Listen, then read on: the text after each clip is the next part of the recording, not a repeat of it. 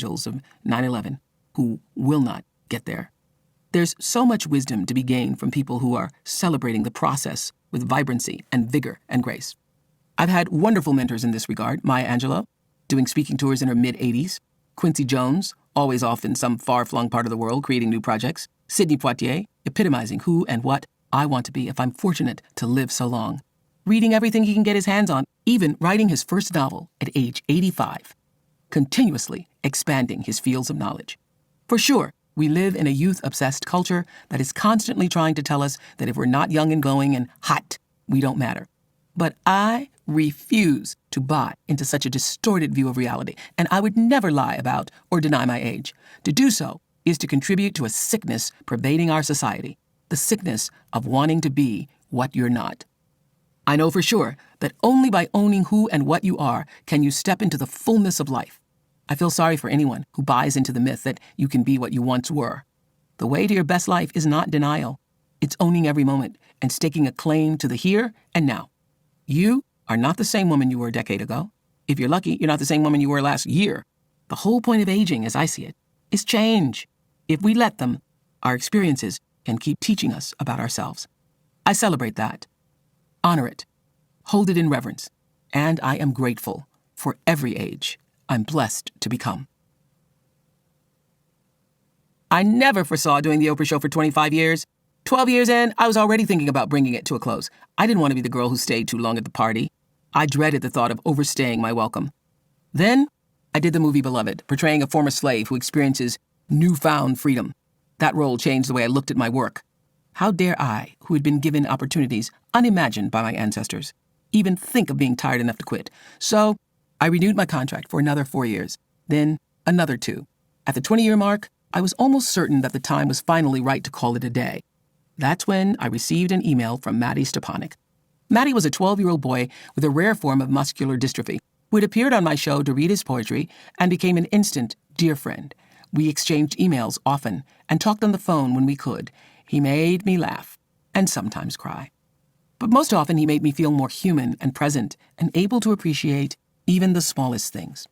Matty suffered so much in his young life, going into and out of the hospital, yet hardly ever complained. When he spoke, I listened. And in May 2003, as I was in the throes of deciding whether to bring the show to an end, he was a singular force in changing my mind. Here's the letter he wrote me. Dear Oprah, hello. It's me, Matty, your guy. I'm praying and hoping to go home around Memorial Day. It's not a guarantee, so I'm not telling a lot of people. It seems that every time I try to go home, something else goes wrong. The doctors are not able to fix me, but they agree with me going home. And don't worry, I'm not going home to die or anything like that. I'm going home because they can't do anything else here. And if I heal, it's because I'm meant to heal. And if I don't, then my message is out there and it's time for me to go to heaven. I personally am hoping that my message still needs me to be the messenger a while longer, but that's really in God's hands. But anyway, I'm only needing blood transfusions about once a week now, so that is better.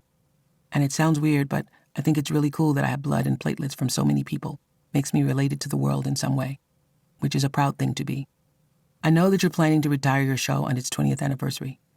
It is my opinion that you should wait to stop your daytime show on its 25th anniversary. Let me explain why. 25 makes more sense to me, partially because I'm a bit OCD, and 25 is a perfect number. It's a perfect square and symbolizes a quarter of something, not just a fifth like the number 20.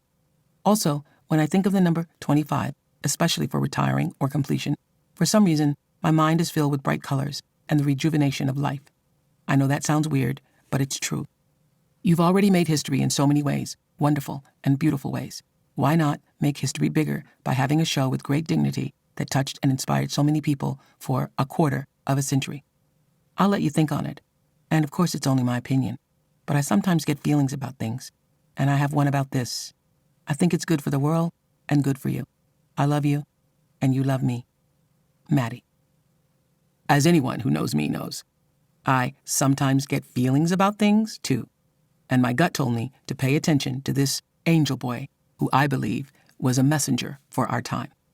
Somehow, it was clear to him back in 2003 that I was neither emotionally nor spiritually prepared to bring that phase of my career to a close. When I finally was ready for the next chapter, I moved forward with no regrets, only grace and gratitude. And wherever heaven is, I know for sure Maddie is there.